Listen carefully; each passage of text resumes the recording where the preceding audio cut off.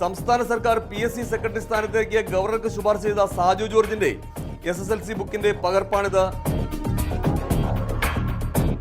പട്ടികവർഗ വിഭാഗക്കാർക്ക് വേണ്ടിയുള്ള സ്പെഷ്യൽ റിക്രൂട്ട്മെന്റ് പ്രകാരം 1995 PSC പുറപ്പെടുവിച്ച വിജ്ഞാപനമനുസരിച്ച് സാജു ജോർജ് PSCയിൽ സെക്ഷൻ ഓഫീസറായി ജോലിയിൽ പ്രവേശിക്കുകയായിരുന്നു. എന്നാൽ അദ്ദേഹം പട്ടികവർഗക്കാരനല്ലെന്നാണ് അദ്ദേഹത്തിന്റെ SSLC ബുക്ക് തെളിയിക്കുന്നത്. ജോലിയിൽ പ്രവേശിക്കുന്നതിനായി അദ്ദേഹം സമർപ്പിച്ച ജാതി സർട്ടിഫിക്കറ്റ് ആണിത്. SSLC ബുക്കിൽ ക്രിസ്ത്യൻ CSI വിഭാഗക്കാരനായ സാജു ജോർജ് മലയര ക്രിസ്ത്യൻ എന്നാണ് ജാതി സർട്ടിഫിക്കറ്റിൽ രേഖപ്പെടുത്തിയിരിക്കുന്നത്.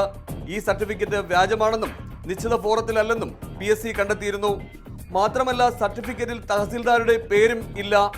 അപേക്ഷ നൽകിയ ഘട്ടത്തിൽ തന്നെ സാജു ജോർജിന്റെ അപേക്ഷ തള്ളേണ്ടതായിരുന്നെന്ന ഗുരുതരമായ കണ്ടെത്തലും PSC നടത്തിയിട്ടുണ്ട്.